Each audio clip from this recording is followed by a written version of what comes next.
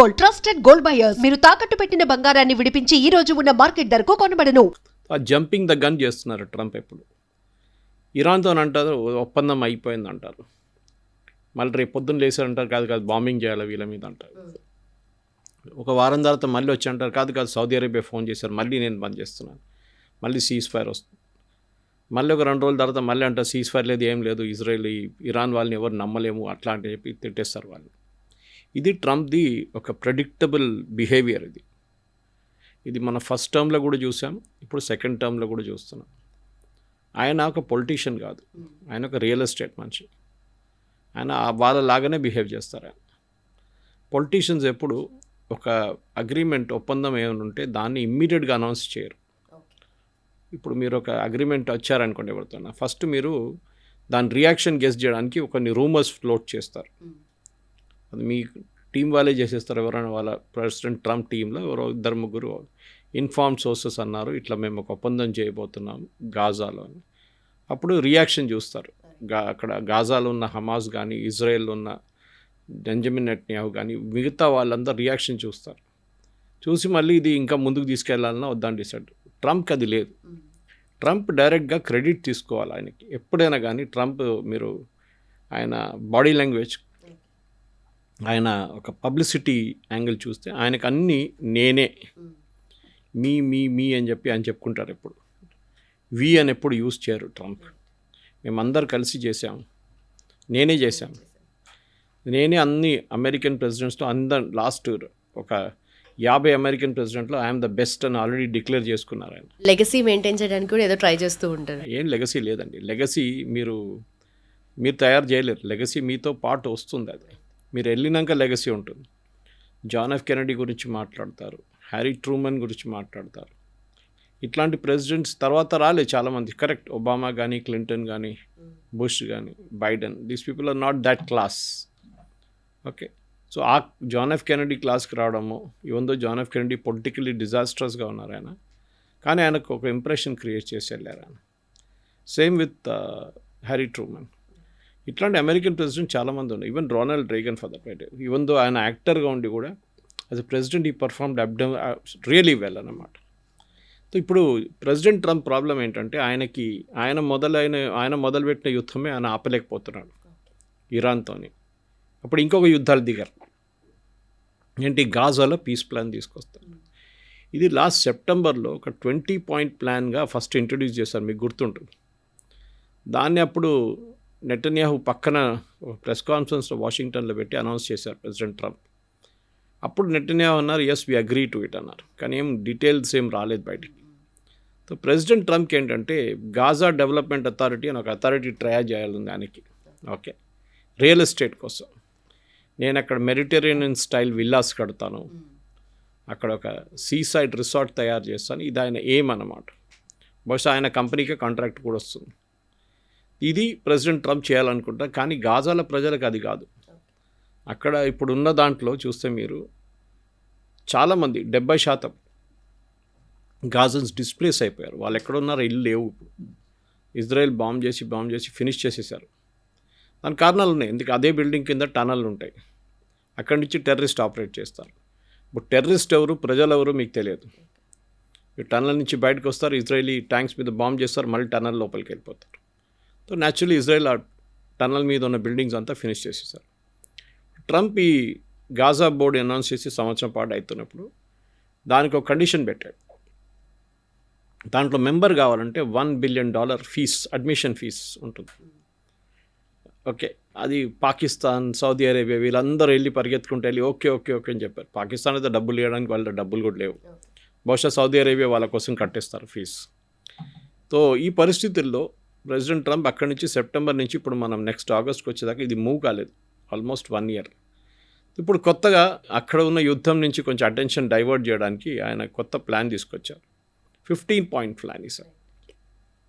ముందు 20 ఉండే, దాన్ని తగ్గించేశారు 5 పాయింట్లు. వన్ మెయిన్ పాయింట్ ఏంటంటే దీంట్లో హమాస్ని డిసార్మ్ చేయడం. హమాస్ దగ్గర 3 టైప్ ఆయుధాలు ఉంటుంది, heavy, medium and light. Heavy అనగానే చాలా మటుకు వాళ్ళ దగ్గర ఒక ట్యాంక్ని క్రష్ చేయాల్సిన ఉన్న ఎక్విప్మెంట్ వాళ్ళ దగ్గర ఉంటుంది. పెద్ద రికాయిల్లెస్ గన్స్ ఉంటుంది. సో మిడిల్ లెవెల్ ఏమో షోల్డర్ ఫైర్డ్ మిసైల్స్ ఉంటుంది. లాస్ట్ లైట్ మెషిన్ ఇస్ మీరు తోడు తీసుకెళ్తున్న పర్సనల్ వెపన్స్. ఇది 3 హ్యాండ్ ఓవర్ చేయాలని ఈ ఒప్పందంలో అంటే ఈ అట్లీస్ట్ అగ్రిమెంట్లో ఉంది. హమాస్ ఏమంటున్నారు, మేము ఇదంతా హ్యాండ్ ఓవర్ చేస్తాము, అది కూడా ఒక పాలెస్టీనియన్ నేషనల్ కమిటీ అనే ఒక కమిటీ ఉంది. ఈ కమిటీలో అందరూ టెక్నోక్రాట్స్ ఉన్నారు, అంటే టెక్నికల్ నాలెడ్జ్ ఉన్న వాళ్ళు ఉన్నారు. కానీ వాళ్ళు ప్యాలెస్టైన్లో లేరు, గాజాలో లేరు, వాళ్ళు ఉండేది కైరోలో, ఈజిప్ట్లో. వాళ్ళకి మేము అప్పగించేస్తాం, మేము we will not give it to US or Israel or even Palestinian authority who suppose to be ruling Gaza. వాళ్ళు అక్కడ లేరు ఇప్పుడు, యాసిర్ అరఫాత్ వాళ్ళ టీం. ఇప్పుడు ఈ ఒప్పందం తర్వాత ఈ ఆయుధాలు ఎవరు హ్యాండ్ ఓవర్ చేస్తారు, ఎవరెవరికి ఇస్తారని ఇప్పుడు కూడా క్లారిటీ లేదు. హమాస్ అంటున్నారు మేము ఆయుధాలు ఏ రోజు హ్యాండ్ ఓవర్ చేస్తామో దానికన్నా ముందు ఇజ్రాయెల్ అక్కడి నుంచి విత్డ్రా చేయాలి గాజా నుంచి. ఇప్పుడు Israel 70% of Gaza under Israel కంట్రోల్లో ఉంది. ఇప్పుడు ఎల్లో లైన్ చెప్పి వాళ్ళకి లైన్ కూడా గీసుకున్నారు, అంటే imaginary line dividing north and south Gaza. Israel అంటారు మేము ఇక్కడి నుంచి వెళ్ళే ప్రసక్తే లేదు, first Hamas has to disarm all weapons, heavy, medium and light. దీన్ని ఆడిట్ చేయాల్సి వస్తుంది. అంటే కొన్ని ఆయుధాలు దాచిపెట్టి మేము అన్నీ హ్యాండ్ ఓవర్ చేసాం, డజన్ వర్క్. ప్రాబ్లమ్ ఇస్ ఏ రోజు హమాస్ వాళ్ళ ఆయుధాలు కింద పెట్టేస్తారో ఇజ్రాయెల్ వాళ్ళంటే పడతారు, దాంట్లో డౌట్ లేదు. At least the terrorist part of it. హమాస్కి ఏంటంటే నాకు the way I'm guessing is Hamas ఒక హెజ్బుల్లా లాగా తయారు చేయడానికి ట్రై చేస్తున్నారు. ఇప్పుడు మీకు తెలుసు మన లెబనన్లో హెజ్బుల్లాకి 14 నుంచి 16 మంది ఎంపీలు ఉన్నారు పార్లమెంట్లో, వాళ్ళ పార్లమెంట్లో. ఎట్లా మీరు అడగచ్చు, టెర్రరిస్ట్ ఫోర్స్ వాళ్ళకి ఎంపీలా? ఎస్, ఎందుకంటే లెబనన్లో డెమోక్రసీ ఉంది, అక్కడ ఎలక్షన్స్ ఉంది, అక్కడ హమాస్ ఈ షియా నడిమిట్లున్న సపోర్ట్తోని వాళ్ళు 16 మంది ఎంపీలను ఎన్నుకున్నారు, వాళ్ళు పార్లమెంట్లో ఉన్నారు. ఒకవైపు వీళ్ళు టెర్రరిస్ట్గా ఆపరేట్ చేస్తున్నారు, ఇంకోవైపు వీళ్ళు సివిలియన్స్ లాగా వీళ్ళు పార్లమెంట్లో కూర్చుంటున్నారు. బహుశా రేపు గాజాలో ఇదంతా అయిపోయిన తర్వాత జరిగితే బిగ్ ఇఫ్ ఒక 5-6 సంవత్సరాల తర్వాత ఆర్ ఈవెన్ 3 సంవత్సరాల తర్వాత ఒక ఎలక్షన్ జరిగింది అనుకుంటున్నాను. దాంట్లో హమాస్ పార్టిసిపేట్ చేస్తే హమాస్ ఆల్మోస్ట్ 90% సీట్లు గెలిచిస్తారు. ఎందుకంటే వాళ్ళకి అంత సపోర్ట్ ఉంది లోకల్ సివిలియన్స్ దగ్గర గాజాలో ఉన్న. దానికోసం మీరు చూడండి, October 7th అటాక్ జరిగినప్పుడు మన అందరూ హమాస్ అటాక్ అంటారు. హమాస్ కాదు అది, it was entire Gaza. Hamas వెళ్ళారు, తోడు సివిలియన్స్ వెళ్ళారు. ఈ సివిలియన్స్ కూడా అక్కడి నుంచి ఇజ్రాయేలీ సిటిజన్స్లో చంపడం కానీ, రేప్లో కానీ, దాని తర్వాత కిడ్నాప్ చేసి తీసుకొచ్చిన దాంట్లో కూడా మీకు చాలామంది సివిలియన్స్ కనిపిస్తారు ఆ రోజు వీడియోస్లో. So civilians were active participants in this. దానికోసం ఇజ్రాయెల్ వాళ్ళని డిస్టింగ్విష్ చేయట్లేదు. సివిలియన్, గాజా, మిలిటరీ, హమాస్ అందరూ ఒకరే. వీళ్ళ దాని నుంచే తయారై మళ్ళీ హమాస్గా వస్తారు. వీళ్ళు చిన్నప్పటి నుంచే వీళ్ళని బ్రెయిన్ వాషింగ్ చేస్తారు. Israel is your enemy, Israel is your enemy, Israel. So Benjamin Netanyahu చాలా క్లియర్గా ఏం చెప్పారు, ఇప్పుడు we will not accept this deal. మమ్మల్ని ఫస్ట్ ఆఫ్ ఆల్ అడగలేదు ఎవరు, మా దగ్గర అడగకుండానే మీరు ఒక ఒప్పందానికి వచ్చేసారు, వీ విల్ నాట్ యాక్సెప్ట్. ఇప్పుడు బెంజమిన్ నెటన్యాహు ఇది ఎందుకు చేస్తున్నారు అది ఫస్ట్ మనం అర్థం చేసుకోవాలి. ఎలక్షన్స్ ఉంది వాళ్ళ పార్లమెంట్కి, నెసెట్కి, that is I think next month అక్టోబర్లో వచ్చేస్తుంది. ఈ ఎలక్షన్లో నెటన్యాహు ఇప్పుడు చాలా వీక్ పొజిషన్లో ఉన్నారు, not because of anything else. అక్కడున్న ప్రజలకి ఏమనిపిస్తుందంటే Netanyahu is not tough enough. అంటే ఆయన ఈ హమాస్ ఎంటబడి వాళ్ళని కంప్లీట్గా ఫినిష్ చేయట్లేదు, హెజ్బుల్లా ఎంటబడి కంప్లీట్గా ఫినిష్ చేయట్లేదు, ఇరాన్ మీద బాంబులేసి ఇరాన్ రెజీమ్ని ఫినిష్ చేయట్లేదు. ఆయన చాలా కాంప్రమైజ్ చేస్తున్నాడు ప్రెసిడెంట్ ట్రంప్తో. బట్ నెతన్యాహుకి ఎప్పుడు కూడా ఒక పవర్ఫుల్ ఇమేజే ఉంది, బట్ ఈ విషయంలో అంత పవర్ఫుల్గా లేడు అన్నట్టుగా అక్కడ ప్రజలు అనుకుంటున్నారండి. ఎస్, నెటన్యాహుకు ఇమేజ్ ఉంది, కానీ ఆయన కన్స్ట్రైన్డ్ ఉన్నారు. ఆయనకి యుఎస్ సపోర్ట్ లేకుంటే ఇజ్రాయెల్ ఎక్కువ ఏం చేయలేరు. This is the big problem. అది ఆయుధాలు కానీ, డిప్లొమాటిక్ సపోర్ట్ కానీ, యుఎన్లో వీటో కానీ, ఇట్లాంటి చాలా మటుకు ఇంకా మిగతా దేశం మీద ప్రెషర్ పెట్టడానికి యుఎస్ ఉన్నారు తోడెప్పుడు. అది ఏ అమెరికన్ ప్రెసిడెంట్ అయినా ఇజ్రాయలీ లాబీని ఎప్పుడు వాళ్ళు ఇగ్నోర్ చేయరు. సో నెటన్యాహు ట్రంప్ మాటలు వింటారంటే ఎస్, కానీ కంప్లీట్గా 100% యాక్సెప్ట్ చేయరు. ఎందుకంటే చాలా క్లియర్ కదా వాళ్ళకి ఇజ్రాయెల్లో ఉన్న ప్రెషర్. ఇజ్రాయలీ ప్రజలు ఏమంటున్నారు, యూ షుడ్ బి టఫ్, మీరు ఏ కాంప్రమైజ్ చేయకూడదు. వెరాజ్ యూఎస్లో ఆపోజిట్ నడుస్తుంది. రైట్. ప్రెసిడెంట్ ట్రంప్కి ఈ యుద్ధానికి సపోర్టే లేదు యూఎస్లో. అక్కడున్న ప్రజలు ఏమంటున్నారు, మీ యుద్ధం ఫినిష్ చేసేసేయండి, this war is useless absolutely, let us finish it అని. కానీ ప్రెసిడెంట్ ట్రంప్ చేయడానికి రెడీగా లేరు. నెటన్యాహు ఏమో విత్డ్రా చేసుకున్నారు ఇక్కడి నుంచి. Technically is not there in Iran now. ఆయన బాంబింగ్ చేయట్లేదు అక్కడ. ట్రంప్ ఉన్నారు అక్కడ. ఇంకా ట్రంప్ దగ్గర వాళ్ళ ప్రజలు అంటారు, మీరు అక్కడి నుంచి వచ్చేసేయండి, ఓకే, రిటర్న్ వచ్చేసేయండి, we withdraw from there. Israeli ప్రజలు ఏమంటున్నారు, Netanyahu that you go and bomb them అంటున్నారు. డిఫరెన్స్ చూడండి. సో ఇజ్రాయెల్లో ఇప్పుడున్న బెంజమిన్ నెటన్యాహు క్యాబినెట్లో చాలామంది రైట్ వింగర్స్ ఉన్నారు. రైట్ వింగ్ అంటే జూయిష్, ఎక్స్ట్రీమ్ జూయిష్ లాబీ వీళ్ళు. వాళ్ళకి ప్యాలెస్టైన్ అంటే అసలు నచ్చదు, గాజా అంటే పట్టించుకోరు అస్సలు, వాళ్ళకి దే డోంట్ లైక్. హమాస్ అంటే రేపే ఫినిష్ చేసేదంట. These are ultra orthodox Jews. వాళ్ళ సపోర్ట్ లేకుంటే ఏ గవర్నమెంట్ అక్కడ ఉండలేరు. సో ఇజ్రాయెల్లో మనం అర్థం చేసుకోవాలి, ఎప్పుడు ఒక పార్టీకి మనలాగా మెజారిటీ రాదు. ఒక 16 పార్టీలో 12 పార్టీలో కలిసి ఒక కోalition ఫామ్ చేస్తారు. లాస్ట్ టైం కూడా అదే జరిగింది. ఎలక్షన్ జరిగి నెటన్యాహు వాళ్ళ పార్టీకి మెజారిటీ రాలేదు లిక్విడ్కి, మిగతా పార్టీలతో టైఅప్ చేసుకోవాలండి. సో దాంతో ఏమవుతుందంటే మీకు ఈ రైట్ వింగ్ వాళ్ళు దొరుకుతారు. వాళ్ళకు ఒక 5 సీట్లు 6 సీట్లు ఉంటే వెరీ క్రూషియల్ సపోర్ట్. అంతే, గవర్నమెంట్ పడిపోతుంది లేకుంటే. సో వాళ్ళు చెప్పిన మాట వినాలి. And they are very clear. Palestine అనే ఒక వర్డ్ ఉండకూడదు డిక్షనరీలో. అది వాళ్ళ లాజిక్ అన్నమాట. ఈ టెర్రరిస్ట్తో అసలు మనం డీలే చేయకూడదు. వీళ్ళు సో అదే పొజిషన్ కొంచెం వీక్ అయింది అనుకోండి, Netanyahu okay I will accept అంటే రేపు ఎలక్షన్లో ఆయన అవుట్. సో దానికోసం ఎలక్షన్ దాకైనా ఇది గుంజి తీసుకెళ్లాల్సి వస్తుంది. దాని తర్వాత కూడా ఏ ప్రధానమంత్రి వచ్చినా కానీ నెటన్యాహు గెలుస్తారో, వాళ్ళ కోalition గెలుస్తారో, లేకుంటే కొత్త గవర్నమెంట్ వస్తారని ఏం చేసినా కానీ at the end of the day అప్పుడు రాబోతున్న కొత్త ప్రధానమంత్రి కూడా ఇదంతా ఫాలో చేయాల్సిందే. రైట్. ఇప్పుడు అట్లీస్ట్ ఆ ఎలక్షన్స్ వరకైనా నెతన్యాహు ఇంకేదైనా స్ట్రాంగ్ యాక్షన్ తీసుకునే ఛాన్సెస్ కనిపిస్తున్నాయి. తక్కువ. రైట్. చేయొచ్చు, బహుశా ఎలక్షన్ గెలవడానికి చేయొచ్చు. ఆయన ఆల్రెడీ మొన్న ఒక స్టేట్మెంట్ ఇష్యూ చేశారు నెటన్యాహు, మీరు వినుంటారు. యుఎస్ విత్డ్రా చేయకుండా మాకు ప్రాబ్లం లేదు, యుఎస్ విత్డ్రా చేసుకోవచ్చు ఇరాన్ దగ్గర నుంచి. ఇరాన్ దగ్గర వాళ్ళు ఆల్రెడీ కూర్చున్నారు కదా అక్కడ సీలో, గల్ఫ్ ఆఫ్ ఒమాన్లో. అక్కడి నుంచి వాళ్ళు విత్డ్రా చేసుకుంటే we have no issues, we will finish the job. మేము వెళ్ళి ఫినిష్ చేసేస్తాం, ఎవ్వరు సహాయం మాకు అక్కర్లేదు. చెప్పడానికి ఈజీగా ఉంటుంది, కానీ అగైన్ రిపీట్, యుఎస్ ఇంటెలిజెన్స్ లేకుండా, యుఎస్ శాటిలైట్ ఇమేజరీ లేకుండా, యుఎస్ ఆయుధాలు లేకుండా ఇజ్రాయెల్ చేయలేరు. ఇజ్రాయెల్ దగ్గర ఉన్న అన్ని ఎయిర్క్రాఫ్ట్ యుఎస్ ఎయిర్క్రాఫ్ట్, F-16 నుంచి ఇప్పుడున్న F-35 దాకా అంతా యుఎస్. చాలా మటుకు మిసైల్స్ ఒక 4-5 సంవత్సరాల ముందు దాకా కంప్లీట్లీ యుఎస్ ఉండే 100%. ఇప్పుడు తగ్గించి యుఎస్ నుంచి ఆయుధాలు తగ్గించుకుంటూ వస్తున్నారు ప్రతి సంవత్సరం, మన దగ్గర నుంచి కొంటున్నారు. దానికోసం మన ఆమ్నెస్టీ ఇంటర్నేషనల్ పెద్ద ఒక స్టేట్మెంట్ ఇష్యూ చేశారు, భారతదేశం సప్లై చేస్తున్నారు ఆయుధాలు ఇజ్రాయెల్కి, విచ్ ఇస్ కరెక్ట్.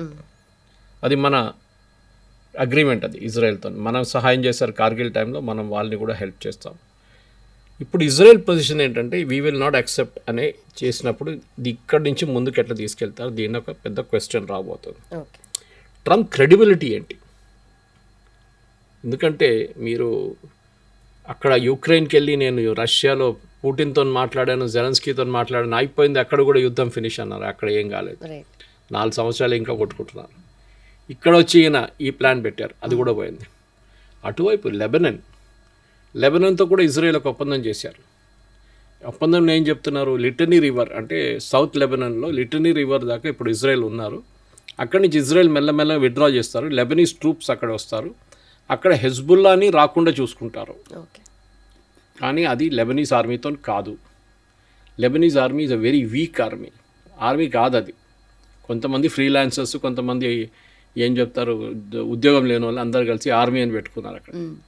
ఒక వెల్ ట్రైన్డ్ ఆర్మీ లాగా, మన ఆర్మీ లాగానో యుఎస్ ఆర్మీ లాగానో బ్రిటిష్ ఆర్మీ వెల్ ట్రైన్డ్ కాదు వాళ్ళు. సో ఆ పరిస్థితుల్లో ఇప్పుడు ఈ యుద్ధం అంటే గాజా ఉన్న యుద్ధంలో లెబనాన్ కూడా చాలా మటుకు పెద్ద పాత్ర ఉంటుంది వాళ్ళది. ఎందుకంటే ఇజ్రాయెల్కి లెబనాన్ వైపు నుంచి మిసైల్స్ రాకపోతే వాళ్ళు గాజా మీద కాన్సన్ట్రేట్ చేస్తారు. అక్కడి నుంచి వస్తే ఇక్కడ నుంచి 2 ఫ్రంట్ వార్ అంటారు అప్పుడు మనం. ఇప్పుడు గాజా ఒక సీజ్ ఫైర్ ఉంది టెక్నికలీ, కానీ మొన్న కూడా బాంబింగ్ జరిగింది, 6 చనిపోయారు దాంట్లో. లెబనన్లో ఇప్పుడు కొన్ని రోజుల నుంచి క్వైట్ ఉంది, కానీ అక్కడ కూడా మొన్న జరిగింది ఒక బాంబింగ్. సో ఈ రెండు వైపుల నుంచి ఇజ్రాయెల్కి ప్రాబ్లం ఉంది. ఒక Lebanon which is Hezbollah and Gaza which is Hamas, వీళ్ళిద్దరూ Iranian proxies. So President Trump idea ఏంటంటే ఈ ఇరానియన్ ప్రాక్సీస్ని మన వైపు తీసుకొస్తే ఇరాన్కి పవర్ ఉండదు అని ఆయన ఒక లాజిక్. కానీ terrorist will always be a terrorist. ఆడ ఆయుధాలు కూడా కింద పడేస్తే కూడా ఈ మైండ్లో ఈ still a terrorist. Okay, but నిజంగా ఇప్పుడు ఇజ్రాయెల్ డిఫెన్స్ ఫోర్సెస్ వాళ్ళు వెనక్కి వెళ్తే మేము డిసామ్ చేస్తామని గాజా అంటుంది, వైస్ వర్సా. ఇప్పుడు ఇలాగే ఉన్నా కూడా నిజంగానే గాజా ఇప్పుడు హమాస్ గ్రూప్ ఏదైతే ఉందో వాళ్ళు నిజంగానే వెపన్స్ ఇచ్చేస్తారా? అసలు అంత జెన్యున్గా వాళ్ళు ఫస్ట్ ఆఫ్ ఆల్ మేము అసలు ఆ స్టెప్ అనేది తీసుకుంటామని అన్నట్టుగా కూడా చెప్పట్లేదు. చేయాలి, ఎప్పుడు చేయాలి. వాళ్ళు ఇప్పుడు కూడా మొదలు పెట్టారు. ఇజ్రాయెల్ అక్కడి నుంచి విత్డ్రా చేస్తే మేము ఆయుధాలు పడేస్తాం. ఇజ్రాయెల్ ఎప్పుడు విత్డ్రా చేయరు. ఇజ్రాయెల్ అంటారు ఫస్ట్ మీ ఆయుధాలు మీరు సరెండర్ చేయండి, అది కూడా లాస్ట్ వెపన్ దాకా. లేదు మేము only heavy weapon surrender, every weapon has to be surrendered. అది కూడా మీరు ఎవరికి ఇస్తారో అది డిసైడ్ చేయాల్సింది గాజా పీస్ ప్లాన్ ప్రకారం. కానీ దాంట్లో కూడా క్లారిటీ లేదు. నేను చెప్పినట్లు పాలస్టీనియన్ ఒక కమిటీ ఒకటి ఉంది, టెక్నోక్రాట్స్ కమిటీ, వాళ్ళకి హ్యాండ్ ఓవర్ చేస్తా అన్నారు. కానీ వాళ్ళు కూర్చుంది కైరోలో. వాళ్ళు ఇక్కడ వచ్చి ఆయుధాల లిస్టు తయారు చేసి ఒక్కొక్క ఆయుధం డాక్యుమెంట్ చేసి దాన్ని ఐడెంటిఫై చేసి దాన్ని మిసైల్స్, దాని లోపల ఉన్న మిసైల్ కానీ దాని లోపల ఉన్న బాంబులు తీసేసి దాన్ని డిసామ్ చేసి అప్పుడు మొదలవుతుంది. చాలా పెద్ద ఎక్సర్సైజ్, ఈజీ కాదు. ఇది ఒక 2-3 సంవత్సరాలు కూడా నడవచ్చు. ఆ టైంలో in the mean time Israel withdraw చేస్తారా లేదా, ఇది ప్రాబ్లం. ఏంటంటే మూమెంట్ ఇజ్రాయెల్ విత్డ్రా చేశారని అనౌన్స్ చేయగానే ఒకటి ఇప్పుడున్న ప్రధానమంత్రి కానీ అప్పుడున్న ప్రధానమంత్రి ఇజ్రాయలీ ప్రైమ్ మినిస్టర్ మీద చాలా పెద్ద ప్రెషర్ వస్తుంది. ప్రెసిడెంట్ ట్రంప్కి చెప్పడానికి చాలా ఈజీ, ఆయన వాషింగ్టన్లో కూర్చొని ఇట్లాంటి అనౌన్స్మెంట్ అన్నీ చేస్తారు. కానీ ఆన్ గ్రౌండ్ ఇజ్రాయెల్ చూస్తున్న సిచ్యువేషన్ గాజాలో October 7 జరిగిన ఆ దాడి ఇజ్రాయలీ సిటిజన్స్ మీద వాళ్ళు ఎప్పుడు మర్చిపోరు. They will never forget. మనకి 26/11 ఎట్లా ఉండే, ఇజ్రాయెల్కి October 7 సేమ్ థింగ్. సో వాళ్ళు ఏం చేస్తున్నారంటే మాకు ఇంకా నెక్స్ట్ October 7 జరగకుండా మేము చూసుకుంటున్నాం. జస్ట్ యాజ్ మచ్ యుఎస్ వాళ్ళ డిపార్ట్మెంట్ హోమ్ల్యాండ్ సెక్యూరిటీ క్రియేట్ చేశారు, వాళ్ళు సెక్యూరిటీ మెషర్స్ తీసుకొచ్చారు, ఎయిర్పోర్ట్లో చెకింగ్స్ ఇంక్రీజ్ చేశారు, బార్డర్ క్రాసింగ్లో చెకింగ్ ఇంక్రీజ్ చేశారు, టెక్నాలజీతోని ఫ్లయింగ్ ఎయిర్క్రాఫ్ట్ని అడ్డుకోవడానికి అన్ఐడెంటిఫైడ్ ఫ్లయింగ్ ఎయిర్క్రాఫ్ట్ని ఐడెంటిఫై చేయడం టెక్నాలజీ తీసుకొచ్చారు. దాంతో చూడండి 9/11 తర్వాత ఇవాళ దాకా యుఎస్ మీద ఒక టెర్రరిస్ట్ అటాక్ జరగలేదు ఇప్పుడు దాకా. అది పెద్దగా మనం మెచ్చుకోవాలి వాళ్ళని. మనం కూడా 26/11 తర్వాత సిరీస్ ఆఫ్ స్టెప్స్ తీసుకున్నాం, కానీ అప్పుడు కూడా యూపీఏ హయాంలో చాలా అటాక్స్ జరిగేది. ఇప్పుడు తగ్గింది. Last 12 to 14 years it's been less. కానీ గ్యారంటీ లేదు పాకిస్తాన్ ఏ రోజు యాక్టివ్ అయితే మనకు తెలియదు. ఫెహల్గామ్ జరిగింది అడమిట్లో, but that is in Kashmir. మిగతా మినహా కాశ్మీర్, జమ్మూ కాశ్మీర్ పక్కన పెడితే, నార్త్ ఈస్ట్ పక్కన పెడితే నాట్ మచ్ ఆఫ్ వైలెన్స్ ఇండియాలో. మనకున్న అదే ప్రాబ్లం ఇజ్రాయెల్ కూడా. ఇజ్రాయెల్ చుట్టుపక్కల ఉన్న వాళ్ళందరూ వాళ్ళ ఎనిమీస్. ఈజిప్ట్, జార్డన్, సిరియా, ఇటువైపు ఇరాన్, అక్రాస్ ద సీ. వీళ్ళు ఎప్పుడు చూసినా వీళ్ళు ఇజ్రాయెల్ మీద దాడి చేస్తుండే ముందు. ఇప్పుడు ఇజ్రాయెల్ పవర్ తెలుసుకున్న తర్వాత లాస్ట్ 30-40 yearsలో వాళ్ళు ఇజ్రాయెల్తో ఏం చేయట్లేదు. జార్డన్కి పీస్ అగ్రిమెంట్ ఉంది, ఈజిప్ట్కి ఉంది, సిరియాలో గవర్నమెంట్ ఇప్పుడే మారిపోయింది. So no problem. Israel logic is very simple, we have to survive. దానికోసం వాళ్ళు ఏ ఎండ్ దాకానే వెళ్తారు. They will go 100%. అండ్ దాంట్లో నెటన్యాహు అని కాదు, రేపు ఏ ప్రధానమంత్రి వస్తేనా they will follow the same policy. మనలాగా రాహుల్ గాంధీ ఒక మాట, ఇదేంటి మోదీ గారు మీరు ఇట్లా చేస్తున్నారు, పాకిస్తాన్ మన ఎయిర్క్రాఫ్ట్ని కొట్టిపడేశారు. కానీ ఇజ్రాయెల్లో వాళ్ళ అపోజిషన్ లీడర్స్ అట్లా ఏం చెప్పరు, వాళ్ళు గవర్నమెంట్ సపోర్ట్ చేస్తారు. They are united in the cause. వాళ్ళ అపోజిషన్ లీడర్ క్యాబినెట్లో కూర్చున్నారు, మొన్న దాకా వార్ క్యాబినెట్లో ఉన్నారు ఆయన. మన దగ్గర ఎందుకు యుద్ధం, అమన్కి ఆశ, పాకిస్తాన్ వాళ్ళు అందరు మంచోళ్ళు, కొంతమంది టెర్రరిస్టే ఉన్నారు కదా, ఇది లాజిక్ వస్తుంది మన వాళ్ళ దగ్గర నుంచి. ఇప్పుడు మెయిన్ ప్రాబ్లం ఏంటంటే ప్రెసిడెంట్ ట్రంప్కి క్రెడిబిలిటీ లేదు ఇప్పుడు. అది ప్రాబ్లం అయింది. నెటన్యాహు ఆయన ఇమేజ్ బిల్డప్ చేసుకుంటున్నారు ఎలక్షన్ కోసం. ఒక టఫ్ మ్యాన్, ఒక ర్యాంబో లాంటి క్యారెక్టర్ తయారు చేసుకుంటున్నప్పుడు అటువైపు ప్రెసిడెంట్ ట్రంప్ ఏమో నేను ఎక్కడికి వెళ్ళాలి, ఏం చేయాలని అర్థం కావట్లేదు ఆయనకి. యుక్రెయిన్ ఏం కావట్లేదు, యుక్రెయిన్ ఆగట్లేదు, గాజాలే నో స్టాప్, హెజ్బుల్లా అక్కడ మళ్ళీ ప్రాబ్లం అక్కడ అట్లనే ఉంది. ఇటువైపు ఇరాన్ చూస్తే ప్రాబ్లం ఇక్కడ కూడా సార్ట్ అవుట్ కాలేదు. ఇవన్నీ చూస్తుంటే అసలు అన్నిటికన్నా ఎక్కువగా ట్రంప్కే ఈ విక్టరీ కావాలి చాలా డెస్పరేట్గా. ఇప్పుడు ఇజ్రాయెల్ కొంచెం బ్యాక్ స్టెప్ వేసినా కూడా యుఎస్ మాత్రం ఇట్ వాస్ దేర్. బట్ నిజంగానే ఇప్పుడు యుఎస్ అనేది ఇప్పుడు వాళ్ళు కూడా మిడ్ టర్మ్ ఎలక్షన్స్ వస్తున్నాయి కాబట్టి చలో నాకు కాదు ఓన్లీ నా ప్రజలు నేను చూసుకుంటా అని చెప్పేసి ట్రంప్ బ్యాక్ స్టెప్ వేస్తే ఇజ్రాయెల్ నిజంగానే కంటిన్యూ చేస్తుందంటారా? ఇజ్రాయెల్కి ఏంటంటే వాళ్ళకి షార్ట్ టర్మ్ ఆబ్జెక్టివ్స్ కాదు, ట్రంప్ చూస్తున్నంత షార్ట్ టర్మ్ ఆబ్జెక్టివ్. ఇప్పుడు ఇరాన్ యుద్ధం ఎట్లయినా ఆపేయాలి అంతే. దాని తర్వాత అని అడిగితే దాని తర్వాత చూసుకుందాం. Right now we have to stop this war. That's a short term objective. ఇజ్రాయెల్కి అది, ఇజ్రాయెల్కి లాంగ్ టర్మ్ ఆబ్జెక్టివ్ ఉంది. ఇవాళ హమాస్ని ఫినిష్ చేస్తే రేపు ఇంకొక హమాస్ తయారవుతారు వర్షన్ 2.0. హెజ్బుల్లాని ఫినిష్ చేస్తే ఇంకొక హెజ్బుల్లా తయారవుతారు. వాళ్ళు ఏంటంటే బై ద రూట్ కట్ చేసేసేయాలి ఈ ప్రాబ్లం అని చూస్తున్నారు. అది కాకుంటే ఏమైతే మళ్ళీ వీళ్ళు రిపీట్ అవుతారు. మన కామన్ లాజిక్ ఏంటి, ఇరాన్ వీక్ అయిపోయారు, దాంతోనే హెజ్బుల్లా వీక్ అయింది, హమాస్ వీక్ అయిందండి. కాదు, వీళ్ళు లోకల్ రిసోర్సెస్తో నడిపించుకుంటారు. వాళ్ళ ప్రజల దగ్గర నుంచి డబ్బులు తీసుకొని ఆయుధాలు కొనుక్కొని వాళ్ళు నడిపించుకుంటారు వాళ్ళ క్యాంపెయిన్. ఇరాన్ నుంచి వాళ్ళకి ఆయుధాలు అక్కర్లేదు ఇప్పుడు. కానీ ప్రజలు మీకు సపోర్ట్ చేస్తేనే అది జరుగుతుంది. లెబనాన్లో ప్రాబ్లం 14% ఉన్నారు హెజ్బుల్లా వాళ్ళ సపోర్టర్స్, షియాస్. వాళ్ళు ఎలక్ట్ చేసిన నేను చెప్పిన 16 మంది ఉన్నారు వాళ్ళ పార్లమెంట్లో. ఇక్కడ గాజాలో ఒక లీడర్ అని వీళ్ళ దగ్గర ఎవరు లేరు, ఒక గవర్నమెంట్ లేదు అక్కడ. లెబనాన్లో ఒక అడ్వాంటేజ్. సో ఇజ్రాయెల్ ఏం చూస్తున్నారంటే ఒక గవర్నమెంట్, అక్కడ ఒక పాజిటివ్ గవర్నమెంట్ ఉంటే మాకు ప్రాబ్లం లేదు. ఈజిప్ట్లో అదే, ఈజిప్ట్లో ఫస్ట్ 6 డే వార్ జరిగినప్పుడు దాని తర్వాత జరిగిన యుద్ధాలంతా అది నాసర్ ఉండొచ్చు, అన్వర్ సదాత్ ఉండొచ్చు, ఎవరైనా కానివ్వండి, ఇజ్రాయెల్ ఆల్వేస్ మేడ్ ష్యూర్ అక్కడ ఒక స్ట్రాంగ్ లీడర్ ఉండాలని. ఉంటేనే మీరు నెగోషియేట్ చేయొచ్చు. ఇప్పుడు యూఎస్కి అదే ప్రాబ్లం కదా, గాలిబాఫ్ కానీ అరాచి కానీ పెస్కేషియన్ని చంపేస్తే రేపు మాట్లాడడానికి ఎవరు లేరు ఇరాన్తో. ఇదే ప్రాబ్లం ఇజ్రాయెల్కి ఉంది. ఇజ్రాయలీ ప్రైమ్ మినిస్టర్ ఎవరైనా కానీ అటువైపు, ఫర్ ఎగ్జాంపుల్ కింగ్ హుసైన్ జార్డన్లో డెమోక్రసీ ఏం లేదు అక్కడ, కానీ he is a very strong king, బాగా మెయింటైన్ చేసుకోవడం, వెరీ మోడర్న్ మ్యాన్ అంతా. అదే టైంలో సిరియాలో చూస్తే సిరియాలో ఎవరు లేరు. ఒక సిరియాలో ఐఎస్ఐ ఆయన ప్రెసిడెంట్గా కూర్చున్నాడు అక్కడ, ట్రంప్ అపాయింట్ చేశారు ఆయన. ఆయనతో నెగోషియేట్ చేయవచ్చా తెలియదు. Right now problem for Israel is basically Lebanon, ఇటువైపు హమాస్. వీళ్ళిద్దరిని హ్యాండిల్ చేసుకుంటే అయిపోతుంది. కానీ ఫస్ట్ స్టెప్ ట్రంప్ సజెస్ట్ చేసిన దానికి ఇది ముందుకెళ్ళదు 100%. ఎందుకంటే Hamas is the biggest problem. The elephant in the room అంటాం మనం. The elephant in the room is Hamas. వాళ్ళ ఆయుధాలు సరెండర్ చేయకపోతే ఏం చేయాలి, వాళ్ళు చేస్తూ కూడా వాళ్ళకి తెలుసు దాని తర్వాత ఏం జరుగుతుంది. మనం ఎప్పుడు కిమ్ జాంగ్ ఉన్ ఎగ్జాంపుల్ ఇస్తుంటాం.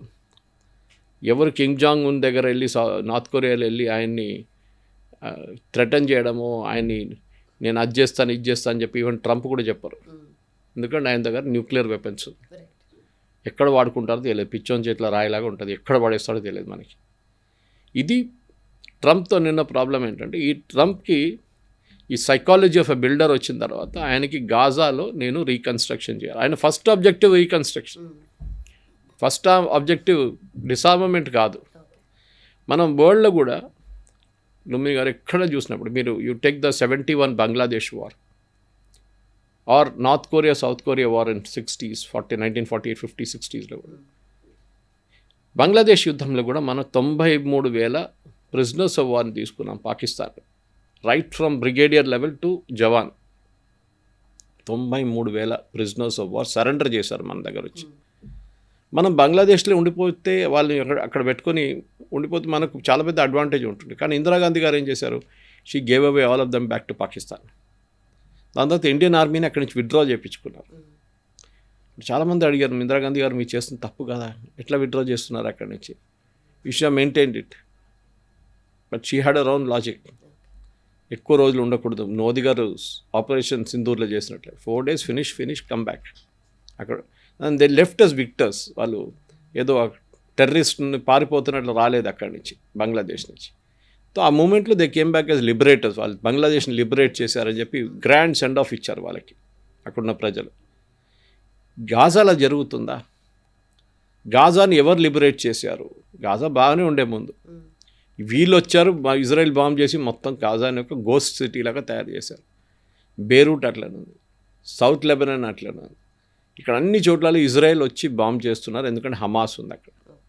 హమాస్ని మీరు ఈక్వేషన్ నుంచి తీసేస్తే ఇజ్రాయెల్ బాంబింగ్ ఆపుతారా, మీకు రీకన్స్ట్రక్షన్ చేయొచ్చా? ప్రెసిడెంట్ ట్రంప్కి ఇంకా 2 సంవత్సరాలు ఉన్నాయి అప్రాక్సిమేట్లీ. ఆల్రెడీ నెక్స్ట్ ఎలక్షన్కి ఇప్పుడు 1 year తర్వాత స్టార్ట్ అయిపోతుంది.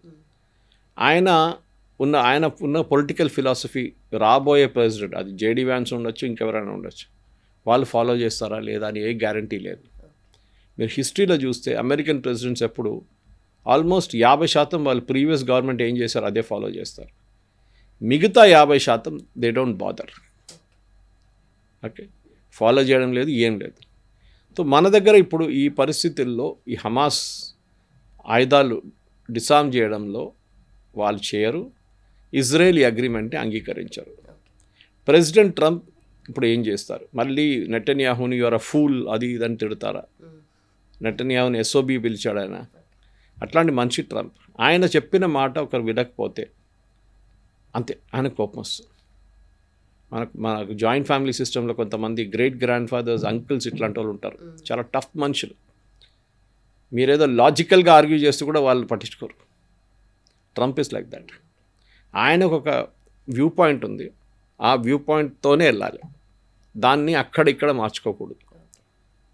ఈ యుద్ధం మర్చిపోవడానికి ఇంకో యుద్ధం సీజ్ఫైర్ తీసుకొస్తున్నారు. కొన్ని రోజుల ముందు, ఒక 5-6 నెలల ముందు అక్కడ కంబోడియా అండ్ థాయిలాండ్ కొట్టుకున్నారు. అప్పుడు అక్కడ వెళ్ళి నేను పీస్ ప్లాన్ చేసేసాను, వీళ్ళందరూ ఆపేసి ఇప్పుడు కూడా వారు కొట్లాడుతారు. Nothing Hess stopped. ఆయనకు ఒకటే నేను స్టార్టింగ్ ఆఫ్ ద కాన్వర్జేషన్ మీద చెప్పాను చూడండి, క్రెడిట్ తీసుకోవడానికి నంబర్ 1 ట్రంప్. ఎవరు మంచి పని చేసినా కానీ వాళ్ళని పక్కన జరిపి నేనే చేశాను చూడు అని చెప్తారు. మీకు గుర్తుంటుంది, ఈ ఇరాన్తోని memorandum of understanding, 14-point memorandum understanding negotiate చేసింది వైస్ ప్రెసిడెంట్ జేడీ వ్యాన్స్ ఇస్లామాబాద్లో, తర్వాత ఖతర్లో. సో ఆ రోజు ఏం డిసైడ్ చేశారు, దట్ స్విట్జర్లాండ్లో ఒక మీటింగ్ జరుగుతుంది, అక్కడ అందరు players, that is Pakistan, Khattar, US, Iran, వీళ్ళందరూ కూర్చొని ఒక టేబుల్లో కూర్చొని సంతకం పెడతారు. ప్రెసిడెంట్ ట్రంప్ ఏం చేశాడు, ఆయన తెలిసిపోయింది ఇది క్రెడిట్ అంతా వ్యాన్స్కి వెళ్ళిపోతుంది కదా అని చెప్పి ప్యారిస్లో అక్కడ ఒక ఒఫీషియల్ స్టేట్ విజిట్కి వెళ్ళినప్పుడు అక్కడ కూర్చొని ఆయన సంతకం పెట్టేశారు. I have signed the agreement, finished. అరే మీరే అన్నారు మీ వైస్ ప్రెసిడెంట్ వెళ్తున్నారు, మళ్ళీ మీరెందుకు పెట్టారు సంతకాన్ని అడిగారు. నేనే పెట్టాలి కదా, I'm the US president, I did it. పాపం వ్యాన్స్ ఏం చేయలేకపోయాడు, అక్కడ వెళ్ళి జస్ట్ మంచిగా తిరిగి స్విట్జర్లాండ్ అంతా చూసి, జెనీవా అంతా చూసి రిటర్న్ వచ్చేసాడు. ఆ టాక్స్ అంతా ఫ్లాప్ అయింది కంప్లీట్గా. సో మనం అర్థం చేసుకోవాలి ట్రంప్ సైకాలజీ ఇది. బోర్డ్ ఆఫ్ పీస్, ఆయనకి ఏంటంటే యునైటెడ్ నేషన్ నచ్చదు, సో ఇంకొకటి తయారు చేద్దాం, ఇంకొక యుఎన్ తయారు చేద్దాం. ఇది దీనికి ఖర్చులు ఎవరు పెడతారు, ఎవరు స్పెండ్ చేస్తారు, ట్రైనింగ్ చేస్తా అంటున్నారు. జార్డన్ కూడా చెప్పారు మేము ట్రైన్ చేస్తాం పోలీస్ ఫోర్సెస్ని, లా అండ్ ఆర్డర్. ఎందుకంటే ఒక గవర్నమెంట్ పోయిందనుకోండి, ఇంకో గవర్నమెంట్ని మెయింటైన్ చేయడానికి ఎవరైనా ఉండాలి కదా, లేకుంటే ఒక వ్యాక్యూమ్ వచ్చేస్తుంది అక్కడ. ట్రాఫిక్ లైట్లో పోలీస్ వాడు లేకుంటే ఎట్లా ఉంటుంది, అదే సంగతి. లా అండ్ ఆర్డర్ కూడా పోలీస్ స్టేషన్లో పోలీస్ వాడు లేకుంటే ఏమవుతుంది, మర్డర్, రేప్, డెకాయిటీ అన్నీ నడుస్తుంది, వాళ్ళకి భయం ఉండదు. So you have to set up a parallel system of administration. వాళ్ళకి బడ్జెట్స్ ఇచ్చి, బ్యూరోక్రసీని, అది వాటర్ ఉండొచ్చు, పవర్ ఉండొచ్చు, శానిటేషన్ ఉండొచ్చు, ట్రాఫిక్ ఉండొచ్చు, అన్నీ మెయింటైన్ చేయాల్సి వస్తుంది. సో దీనికి తయారు చేసి, ఎందుకంటే వీళ్ళందరూ టెర్రరిస్ట్ హమాస్, అట్లీస్ట్ రాబోయే వాళ్ళు సివిలియన్స్, వాళ్ళు వచ్చినప్పుడు వాళ్ళ దగ్గర పవర్ ఉండాలి. ఒక ట్రాఫిక్ చలాన్ రైజ్ చేయడం అంటే మన చలాన్ కాదు, వాళ్ళది టికెట్స్ అంటారు వాళ్ళు, వాట్ ఎవర్ ఇట్ ఈస్. ఇది చేయాలంటే వాళ్ళ దగ్గర ఒక ట్రైన్డ్ మ్యాన్ పవర్ కావాలి. ఈజిప్ట్ అంటున్నారు, జార్డన్ అంటున్నారు మేము ట్రైన్ చేస్తామని, కానీ ఇదంతా అయిన తర్వాత వాళ్ళు అక్కడ వెళ్ళిన తర్వాత రేపు ఎవడో కాల్చి చంపేస్తే 2-3 ఏం చేస్తారు అప్పుడు మళ్ళీ హమాస్ పైకి వస్తారు, that we're still ruling Gaza అంట. సో ప్రెసిడెంట్ ట్రంప్కి ఏంటంటే బేసిక్లీ ఆయన అక్కడ ఉన్న ఇరాన్ యుద్ధం అందరు మర్చిపోవాలని చెప్పి కొత్తగా ఎపిసోడ్ తీసుకొచ్చారు, కానీ నెటన్యాహు క్లీన్గా రిజెక్ట్ చేశారు. ఈ said we have nothing to do with it అన్నారు. ఓకే, సో ఈ బోర్డ్ ఆఫ్ పీస్ కానీ ఇది ఇంప్లిమెంటేషన్ చేయడం అగ్రిమెంట్లో, డిజార్మెంట్ ఆఫ్ హమాస్ కానీ, విత్డ్రాల్ ఆఫ్ ఇజ్రాయలీ ట్రూప్స్, మళ్ళీ రీకన్స్ట్రక్షన్ ఆఫ్ గాజా, ఇది ఏం జరగదు ఇప్పుడు, because basically Hamas will not agree. But Netanyahu next step ఏముంటుంది అనేది ఇక్కడ క్వశ్చన్. నెతన్యాహు ఉంటారో అది కూడా చూడాలి ఇప్పుడు ఎలక్షన్ తర్వాత. బహుశా ఉంటే ఓకే, ఎందుకంటే వాళ్ళ దగ్గర గవర్నమెంట్ ఫామ్ చేయడానికి ఒకసారి 6 నెలలు తీసుకుంటారు ఎలక్షన్ తర్వాత కూడా. Okay, but he will continue as the prime minister. మన దగ్గర కేర్ టేకర్ అంటారు, వాళ్ళ దగ్గర కేర్ టేకర్ లేదు, regular prime minister till a new government is formed అన్నమాట. అది చూద్దాం anyway. But I think the way it's going, Netanyahu ఎప్పుడు అగ్రీ చేయరు. 100% he will not do it. Trump ఇప్పుడు చాలా డెస్పరేట్ అయిపోయారు, ఎందుకంటే మిడ్ టర్మ్ పోల్స్కి ఇంకా 2 నెలలు కూడా లేవు. Numbers are very bad. Opinion పోల్స్లో చాలా తగ్గివారు రిపబ్లికన్ ప్రాస్పెక్ట్స్. బహుశా వాళ్ళ మెజారిటీ కూడా పోతుంది. దాంతోపాటు ట్రంప్ మీద ఇంపీచ్మెంట్ జరగవచ్చు రేపు కావాలంటే, అది కూడా జరగవచ్చు. ట్రంప్ ముందే వార్నింగ్ ఇచ్చారు, అది నాకు మిడ్ టర్మ్స్లో మెజారిటీ రాకపోతే డెఫినెట్గా. అండ్ మిడ్ టర్మ్స్ ఒక హిస్టరీ ఉంది యూఎస్లో. మిడ్ టర్మ్ పోల్స్ అనేది రూలింగ్ పార్టీ ఎవరుంటారో వాళ్ళు ఓడిపోతారు. ఓకే, మనలా కాదు, మనది లోక్సభతోనే ప్రధానమంత్రి ఎలక్ట్ అవుతారు, వాళ్ళు మిడ్ టర్మ్ పోల్స్ నడిమిట్లో వస్తుంది అన్నమాట. సో దాంట్లో డెఫినెట్గా ఈసారి కూడా రిపబ్లికన్స్ ఓడిపోతారని 100% కన్ఫర్మ్ ఉంది ఇప్పుడు, unless some background magic happens later. ఇప్పుడు పరిస్థితి ఎట్లా ఉందంటే, మనం డిస్కస్ చేస్తున్నాం సౌదీ అరేబియా గురించి, పాకిస్తాన్ గురించి, టర్కీ గురించి మాట్లాడాం. ఒక నో కాన్ఫిడెన్స్ మోషన్ అనమాట ప్రెసిడెంట్ ట్రంప్ వ్యతిరేకంగా. ఎందుకంటే దీనికన్నా ముందు ఎప్పుడైనా ఏదైనా మాట్లాడితే ప్రెసిడెంట్ ట్రంప్ అంటారు మేమే సేవియర్, మేమే స్టేట్ ఆఫ్ హార్మోస్ని కాపాడుకుంటాం, మిడిల్ ఈస్ట్ అంతా మా చేతిలో ఉందని. చాలా సంవత్సరాల నుంచి ఇదొక లాజిక్ ఉండే యూఎస్ది. వాళ్ళ ఆయుధాలు అమ్మడానికి అన్నిటికంటే ఈజియెస్ట్ మార్కెట్ గల్ఫ్. ఒకటి, వాళ్ళ దగ్గర చాలా డబ్బులు ఉన్నాయి. రెండవది, అక్కడ ఉన్న ప్రతి రెజీమ్ అన్స్టేబుల్గా ఉంది. అక్కడ 3 రెజీమ్సే స్టెబిలిటీతో ఉన్నారు. ఒకటి Saddam Hussein Iraq, Bashir al Assad Syria, Colonel Mohammad Gaddafi Libya. ఈ 3 దేశాలు డిక్టేటర్స్ వాళ్ళు, కానీ వాళ్ళు స్టెబిలిటీ ఎన్షోర్ చేశారు. ఇది అమెరికాకి ఎప్పుడు నచ్చదు. అమెరికాకి కావాల్సిన దేశాలు ఇప్పుడు అన్స్టేబుల్గా ఉండాలి. అంటే ఇవాళ ఏముంటుంది రేపని జరుగుతుంది చెప్పలేము. దానికి క్లాసిక్ ఎగ్జాంపుల్ పాకిస్తాన్. పాకిస్తాన్ మనలాగానే, మనకన్నా ఒక రోజు ముందు ఇండిపెండెన్స్ వాళ్ళకి వచ్చింది, August 14, 1947. కానీ ఆ రోజు నుంచి ఈ రోజు దాకా పాకిస్తాన్లో ఒక స్టెబిలిటీ లేదు, ఏ గవర్నమెంట్ స్టేబుల్గా లేదు. Most of the time army government నడిపించారు దేశం అంతా. లేకుంటే ఇప్పుడు కూడా ఉన్న గవర్నమెంట్ లాగానే అసీం మునీర్ అన్ని డిసైడ్ చేస్తారు, షబాజ్ షరీఫ్ సంతకం పెడతారు అంతే. చెప్పడానికి సివిలియన్ గవర్నమెంట్, కానీ నడిపిస్తున్నంత ఆర్మీ. ఇదే యూఎస్కి కావాలి.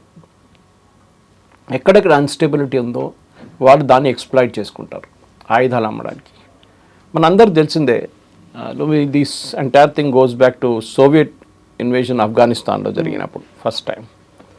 అప్పుడు అమెరికా డిసైడ్ చేశారు, మేము పాకిస్తాన్ సహాయంతో అక్కడ ఒక యాంటీ రష్యన్ ఫోర్సెస్ని బిల్డప్ చేస్తాం. దాని పేరు చాలా పేర్లు పెట్టుకున్నారు, తాలిబాన్ అన్నారు, మిగతా ఏదో పేర్లు వచ్చినాయి. కానీ తర్వాత ఒకసారి సోవియట్స్ని అక్కడి నుంచి బయటకు తరిమి కొట్టిన తర్వాత వీళ్ళతో ఏం చేయాలని అర్థం కావట్లేదు పాకిస్తాన్కి.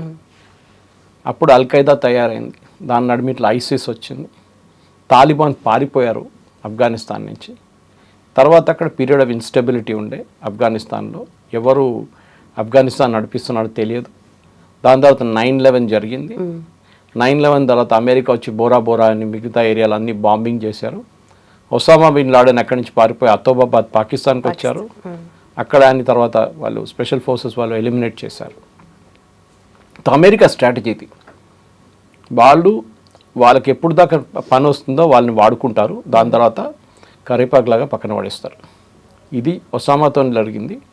దీనికన్నా ముందు కూడా పాకిస్తానీ డిక్టేటర్ జనరల్ జియావుల్ హక్, ఆయన ఫస్ట్ ఒక అమెరికన్ ఆలై ఉండే, కంప్లీట్ అమెరికా ఏం చెప్తే చేస్తుంది. తర్వాత Zia became very adamant, America చెప్పిన మాట నేను ఎందుకు వినాలని చెప్పి ఒక లాజిక్ వచ్చేసారు. సో అమెరికాకి అర్థమైపోయింది ఈయన నీకు డిస్పోజ్ చేయాలి. సో ఆయన I think was flying from Peshawar, ఒక మిలిటరీ ఎయిర్క్రాఫ్ట్లో పెషావర్ నుంచి ఇస్లామాబాద్కి వస్తున్నప్పుడు జియావుల్ హక్ ఉన్న ప్లేన్లో సీనియర్ పాకిస్తాన్ కమాండర్స్ కూడా ఉన్నారు. దాంట్లో ఆ ఏరియాలో మ్యాంగోస్, మామిడికాయలు చాలా మంచిగా ఉంటుంది.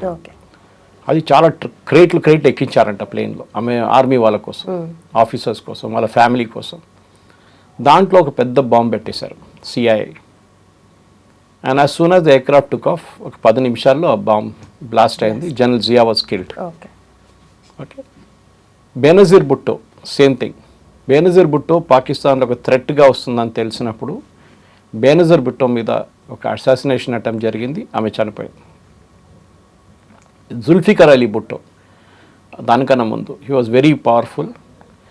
బహుశా సివిలియన్ అడ్మినిస్ట్రేటర్స్లో అందరికన్నా పవర్ఫుల్ జుల్ఫికర్ అలీ భుట్టో. ఆయన అమెరికా చెప్పిన అప్పుడప్పుడు వింటారు కానీ మెజారిటీ ఆయన ఆర్మీ రూల్ని అవాయిడ్ చేసుకున్నారు. ఆయన్ని కూడా ఇట్లనే ఒక ఫాల్స్ అలిగేషన్ పెట్టి లాస్ట్లో ఉరివేసారు sir. He was hung to death. ఇదే స్టోరీ మీకు ఇరాక్లో కనిపిస్తుంది. సద్దాం హుస్సేన్ దగ్గర వెపన్స్ ఆఫ్ మాస్ డిస్ట్రక్షన్ ఉందని చెప్పి జార్జ్ బుష్ ఒక కంప్లీట్ ఆపరేషన్ డెజర్ట్ స్టామ్ అని చెప్పి ఒక క్యాంపెయిన్ నడిపించారు, మీకు గుర్తుంటుంది. లాస్ట్లో ఆయుధాలు దొరకలేదు, ఏం దొరకలేదు, సద్దాం హుస్సేన్ చంపేశారు. Literally he was hung to death. తర్వాత అడ్మిట్ చేశారు యుఎస్ దట్ అక్కడ ఆయుధాలు లేవు, ఏం లేవు. ఇది ప్రాబ్లం. సో మనం అర్థం చేసుకోవాల్సింది ఏంటంటే వీళ్ళ వైపు నుంచి, అమెరికా వైపు నుంచి ఎక్కడైనా వాళ్ళకి స్టేబుల్ రెజ్యూమ్ని కనిపిస్తే వాళ్ళకి ఒక థ్రెట్. దాని తర్వాత లిబియాకి వచ్చారు. లిబియాలో కూడా గదాఫీ ఒక టైంలో అమెరికన్ ఆలై ఉండే ఆయన. తర్వాత అమెరికా వ్యతిరేకంగా అయిపోయారు. ఆయన ఒక మ్యావరిక్, ఆయన అంటే ఒక బిహేవియర్లో ఒక స్టెబిలిటీ లేదు. ఆయన్ని కూడా ఇట్లనే ఒక రెవల్యూషన్ తీసుకొచ్చి అక్కడి నుంచి ఆయన అవుట్ చేసేసారు. లాస్ట్లో పారిపోయింది బషీర్ అల్ అసాద్. అది మనకి తెలిసిందే. ఆయన్ని రష్యాతో మాట్లాడి రష్యాకి పంపించారు, చంపలేదు ఆయన.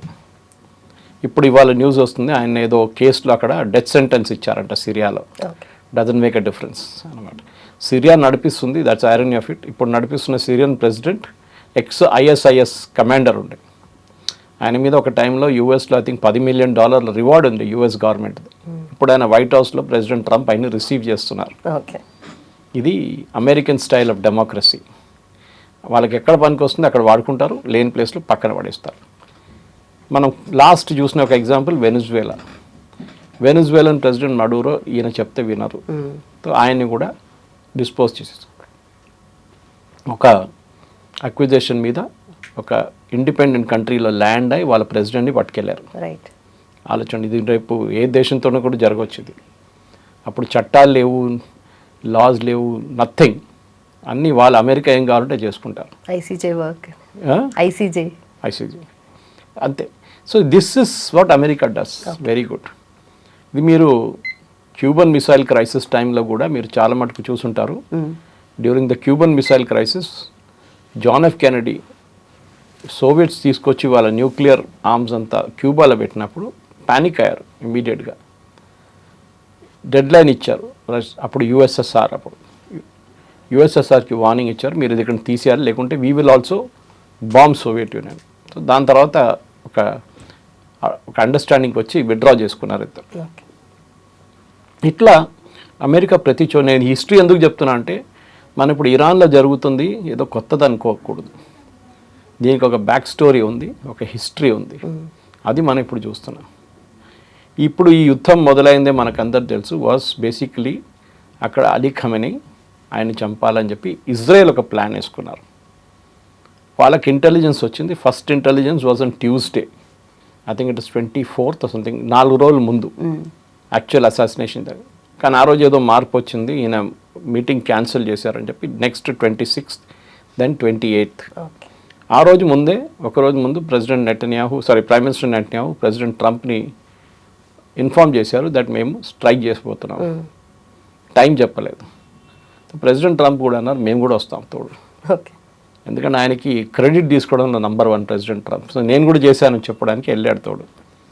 ఇజ్రాయెల్ వాళ్ళ ఇమ్మీడియట్ ఆబ్జెక్టివ్ అచీవ్ చేసుకున్నారు. రెజ్యూమ్ చేంజ్ జరగలేదు, వాళ్ళు రిటర్న్ వచ్చేసారు, వాళ్ళు పని చూసుకుంటున్నారు. వాళ్ళు హెజ్బుల్లా మీద బాంబులు వేయడం, హమాస్ మీద వేయడం.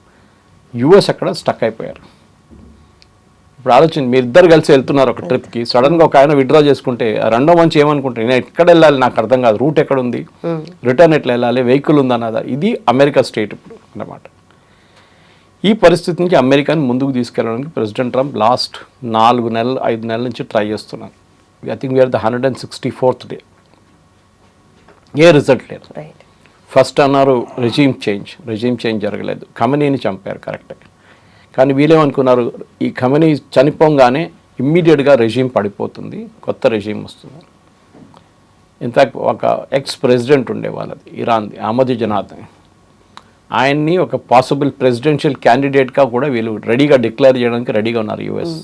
అదొక ఇజ్రాయేలీ ప్లాన్ ఉండే, కానీ అది ఫెయిల్ అయింది.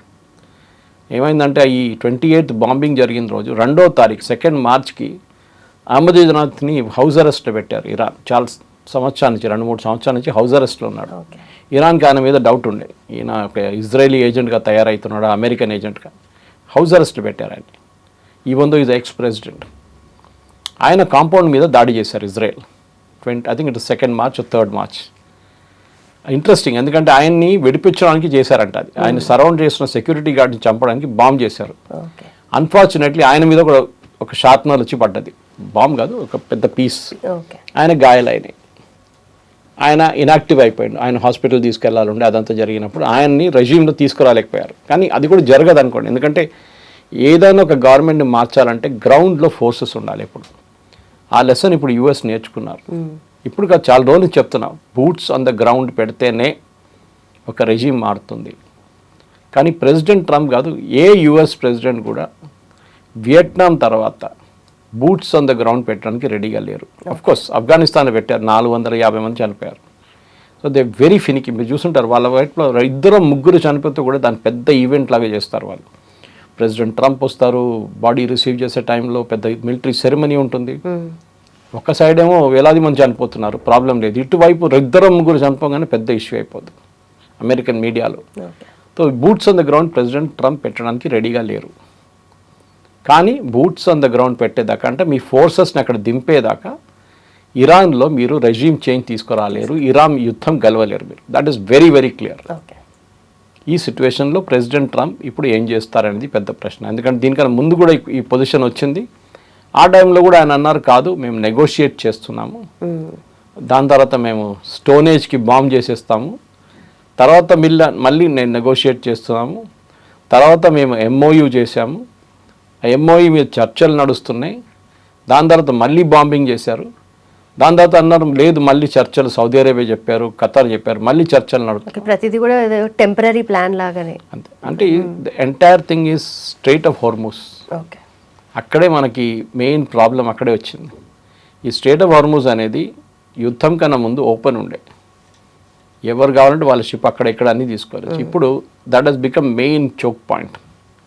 ఇరాన్కి అర్థమైపోయింది వాళ్ళ న్యూక్లియర్ దానికన్నా చాలా పెద్ద ఒక trump card strait of Hormuz. దాన్ని ఏ పొజిషన్లో వాళ్ళు ఇడవరు, మ్యాక్సిమం దాన్ని పిండి తీసుకుంటారు. దానికి నుంచి రావాల్సిన బెనిఫిట్స్ ఇప్పుడు కూడా చూడండి అదే జరుగుతుంది. ముందు వీళ్ళన్నారు మేము ఒమాన్తో మాట్లాడతాం, స్ట్రెయిట్ ఆఫ్ హార్మూజ్ ఓపెన్ చేస్తాం అన్నారు. ఇప్పుడు అంటున్నారు చర్చలంతా ఒమాన్తో ఓకే అయిపోయింది ఆల్మోస్ట్, యుఎస్ మాకు జరిగిన యుద్ధానికి ఉన్న కాంపెన్సేషన్ ఇవ్వాలి, యుఎస్ నుంచి ఇక్కడి నుంచి వెళ్ళిపోవాలి, ఇక్కడ ఉండకూడదు గల్ఫ్లో. అది కాకుండా చాలా పెద్ద డిమాండ్లు పెట్టారు, 10-15 డిమాండ్లు. అది యుఎస్ ఎప్పుడు అంగీకరించరు, 1 కాదు 2 కాదు, ఏం అంగీకరించరు వాళ్ళు.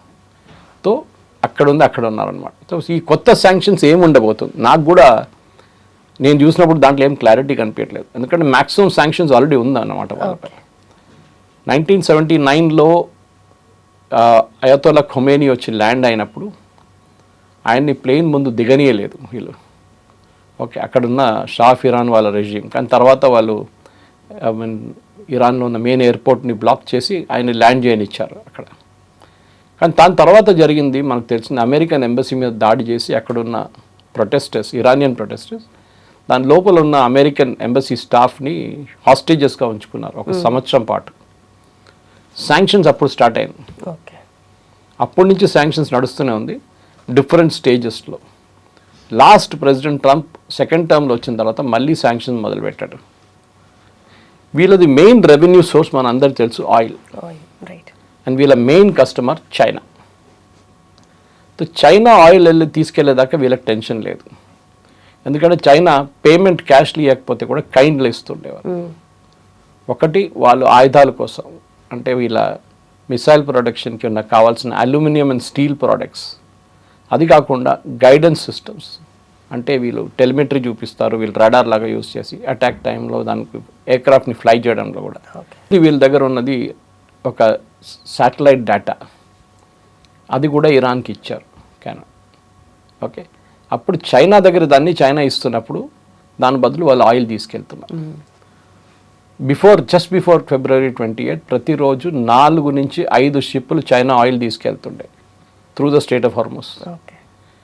ఇప్పుడు అది కంప్లీట్గా బ్లాక్ అయిపోయింది. కానీ చైనాకి టెన్షన్ లేదు, ఎందుకంటే చైనా రష్యా దగ్గర నుంచి కొంటున్నారు. రష్యా వాళ్ళకి ఎంత కావాలంటే ఎంత ఇవ్వడానికి రెడీగా ఉన్నారు. యూఎస్ 300 కాదు 500% డ్యూటీ పెడితే కూడా, టారిఫ్ పెడితే కూడా చైనా అసలు పట్టించుకోరు. చైనాకి ప్రాబ్లమే లేదు, వాళ్ళు కొంటారు. They will buy from USSR. వాళ్ళకి ఇంకా సోర్స్ లేదు.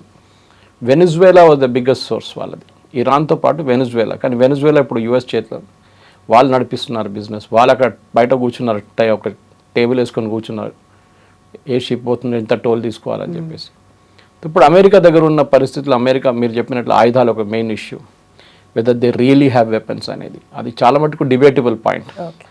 ఎందుకంటే మనకు తెలుసు యుద్ధం మొదలైనప్పుడు వాళ్ళ దగ్గర 2600 మిసైల్స్ ఉండే, ఏది patriot anti missile defence system. అక్కడి నుంచి ఒక డ్రోన్ కొడితే, అక్కడి నుంచి మిసైల్ కొడితే అని అడ్డుకోవడానికి. రెండోది వాళ్ళ దగ్గర థర్డ్ మిసైల్ సిస్టమ్స్ ఉంది. Third missile system is very expensive, చాలా ఎక్స్పెన్సివ్. అది హై ఫ్లయింగ్ ఎయిర్క్రాఫ్ట్ వస్తున్న ఎయిర్క్రాఫ్ట్ మీద వాడడానికి మెయిన్గా యూస్ చేస్తారు. అది ఇరాన్ దగ్గర ఎయిర్క్రాఫ్టే లేదు, ఏం చేసుకుంటారు వాళ్ళు? సో అదొక పెద్ద ప్రాబ్లం ఉంది. అది వాడుకోలేము. వాడుకుంటే కూడా అది ఇప్పుడు పెద్ద పెద్ద డ్రోన్లు వస్తున్నాయి, దాని మీద వాడుకుంటాం. That is 5 million a piece. ఒక్కొక్కసారి ఫైర్ చేస్తాం, ఒక మిసైల్కి 5 million. అక్కడి నుంచి మనం డిస్కస్ చేస్తాం, ఇరాన్ పంపిస్తుంది $20,000 అంతే. ఈ పరిస్థితుల్లో ఇప్పుడు ప్రెసిడెంట్ ట్రంప్కి ఆయన దగ్గర ఉన్న ఆప్షన్స్ చాలా తక్కువ. వాళ్ళ మిలిటరీ అడ్వైజర్స్ ఎప్పుడు ఏం చేస్తారంటే, ప్రెసిడెంట్ కాదు, ఈ ప్రెసిడెంట్ కాదు, ఏ ప్రెసిడెంట్ అయినా కానీ, ఈవెన్ ప్రధానమంత్రి మోదీకి కూడా మిలిటరీ అడ్వైజర్స్ ఒక ఆప్షన్స్ ఇస్తారు. Option 1, option 2, option 3, option 4, option 5 కూడా ఉండొచ్చు. ఈ ఆప్షన్స్తో పాటు వాళ్ళేం చెప్తారు, ఈ ఆప్షన్ చేస్తే this will be the result of it. మన దగ్గర ఒక 200 మంది చనిపోతారు, మన షిప్స్ మీద అటాక్ జరగవచ్చు, మన ఎంబసీస్ మీద, మిగతా కంట్రీస్లో ఉన్న ఎంబసీస్ మీద దాడి జరగవచ్చు, మన ఎయిర్ ఫోర్స్ బేస్ మీద దాడి జరగవచ్చు, బహ్రెయిన్లో ఉన్న 5th ఫ్లీట్ మీద దాడి, ఆప్షన్స్ ఇస్తారు. ఇప్పుడు ప్రెసిడెంట్ ఏం చేస్తారంటే, ఏ ప్రెసిడెంట్ అయినా కానీ, and even prime minister Modi, దాంట్లో లీస్ట్ క్యాజువాలిటీ ఏముంటుంది అండ్ గ్రేటెస్ట్ ఎఫెక్టివ్నెస్ ఏముంటుంది అది చూస్తారు. రెండు ఒకటేసారి రాదు. ఎప్పుడు చాలా ఎఫెక్టివ్గా ఉన్న స్ట్రైక్లో మీకు నష్టాలు కూడా ఎక్కువ ఉంటాయి, తక్కువ డ్యామేజింగ్ ఏది ఉంటుందో అది. ఎందుకంటే ఇరాన్ అడ్వాంటేజ్ అంటే, డిసడ్వాంటేజ్ అంటే ఇరాన్ కంటే వాళ్ళ దగ్గర ఎయిర్క్రాఫ్ట్ లేదు. వాళ్ళ దగ్గర ఎప్పుడో పాత షాఫ్ ఇరాన్ టైంలో ఉన్న ఎయిర్క్రాఫ్ట్, అమెరికన్ ఎయిర్క్రాఫ్ట్, దాని స్పేర్ పార్ట్స్ లేదు, అది వింటేజ్ అయిపోయింది. వాళ్ళ దగ్గర ఉన్నది ఒకటే, డ్రోన్స్ అండ్ మిసైల్స్. ఇది రెండు వాళ్ళు వాడుకుంటున్నారు. ఇప్పుడు ప్రెసిడెంట్ ట్రంప్ చెప్పిన మాటకి మీరు చూడండి, దట్ మా దగ్గర ఆయుధాలు లేనప్పుడు ఇరాన్ దగ్గర ఆయుధాలు కూడా తక్కువ ఉంది క్వాంటిటీ వైజ్. ఎందుకంటే వాళ్ళు ఒకసారి 50-30 డ్రోన్లు కొడుతుండే ముందు, ఇప్పుడు వాళ్ళు 5 డ్రోన్లు కూడా కొట్టట్లేదు. అదే టైంలో ఇజ్రాయెల్ పొజిషన్ చూడండి. ఇజ్రాయెల్లో ఒక ఎలక్షన్ ఇప్పుడు రాబోతుంది నెక్స్ట్ మంత్. ఇజ్రాయలీ ప్రజలు చాలా క్లియర్గా చెప్పేశారు దట్ మీరు ప్యాలెస్టైన్ని ఫినిష్ చేయాల్సిందే. ఏ ప్రెసిడెంట్ అయినా, ఏ ప్రైమ్ మినిస్టర్ అయినా. వాళ్ళ దగ్గర ప్రైమ్ మినిస్టర్కి effect, president is a very ornamental post, మన ప్రెసిడెంట్ లాగానే పవర్స్ ఏం లేవు ఎక్కువ. ఏ ప్రైమ్ మినిస్టర్ వస్తారో ఈ నెక్స్ట్ ఎలక్షన్లో వాళ్ళు చేయాల్సింది ఒకటే పని, go after Palestine, finish the leaders, వాళ్ళు మొత్తం ఫినిష్ చేయండి. అటువైపు హెజ్బుల్లా వెళ్ళండి, హెజ్బుల్లాని ఫినిష్ చేయండి. ఇరాన్ కావాలంటే ఇరాన్ని కొట్టండి, ఫినిష్ చేయండి. ఇజ్రాయలీ ప్రజలకు ప్రాబ్లమే లేదు.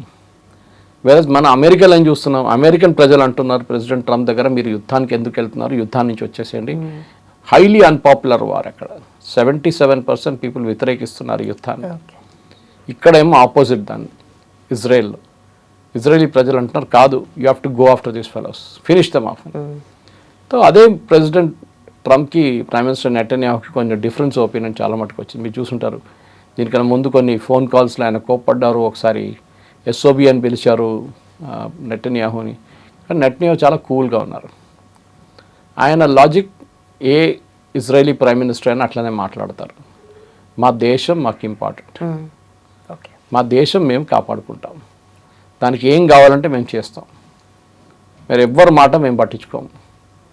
మీరు ఆయుధాలు ఇవ్వరన్నారు, no problem, we will buy from India. మీకు డిప్లొమాటిక్ సపోర్ట్ ఇస్తుంది, నో ప్రాబ్లం, నాకు అక్కర్లేదు డిప్లొమాటిక్ సపోర్ట్. ఇట్లా ప్రతి దానికి థ్రెట్ పెట్టి కూడా ఇరాన్ అట్లా అక్కడ ఎంత మొండితం చూపిస్తున్నారు, ఇక్కడ కూడా వీళ్ళు కూడా అంతే. They are also very adamant. So ఈ ప్రాబ్లంలోనే లుంబిని ముందుకెళ్ళాలంటే ప్రెసిడెంట్ ట్రంప్కి ఇప్పుడున్న ఆప్షన్స్ చాలా తక్కువ. ఎందుకంటే ఇప్పుడు ఆయన ఏం చేస్తే కానీ ఆయిల్ ప్రైసెస్ నెక్స్ట్ 2 వీక్స్లో తగ్గదు, 3 వీక్స్లో తగ్గదు. ఆయన స్టేట్ ఆఫ్ హార్మోస్ నాకు వద్దు అని చెప్పి వెళ్ళిపోతే మళ్ళీ దట్ ఈస్ అ డిఫీట్. ఇవాళ పొద్దున ఏం చెప్తున్నారంటే ఆయన స్టేట్ ఆఫ్ హార్మోస్ మీద ఒక డీల్ చేసుకుంటాడు ఏదో ఒకటి, కానీ న్యూక్లియర్ ఇష్యూ మీద మాట్లాడుకుంటే వెళ్ళిపోతారు, న్యూక్లియర్ ఇష్యూ తర్వాత చూసుకుందామని.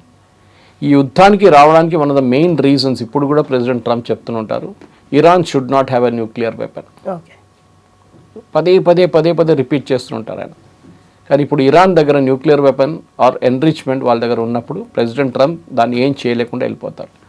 అదే ఆయనకి చాలా పెద్ద పొలిటికల్ డిఫీట్ కాబోతుంది.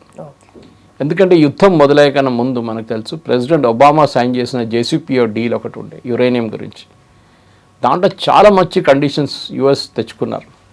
3.75% కన్నా ఎక్కువ మేము దాన్ని ఏం చెప్తారు యురేనియం ప్యూరిఫై చేయము, మేము రెగ్యులర్ ఇన్స్పెక్షన్స్కి రెడీగా ఉన్నాము, సర్ప్రైజ్ ఇన్స్పెక్షన్ కూడా రెడీగా ఉన్నామని చెప్పి మొత్తం వీళ్ళు ఒక అష్యూరెన్స్ ఇచ్చారు.